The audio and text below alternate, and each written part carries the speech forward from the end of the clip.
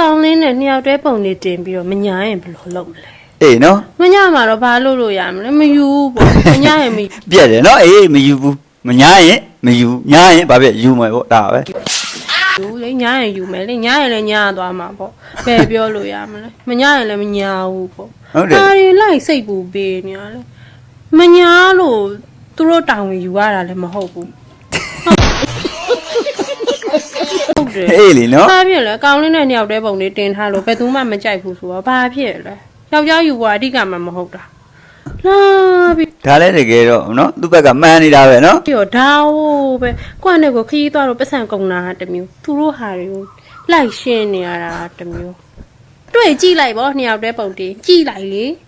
ဟုတ်တယ်ကိုမိဘတောင်မှပဲကိုဆိုင်တဲ့ဒီကိုရိတ်သိမ်းရမှာ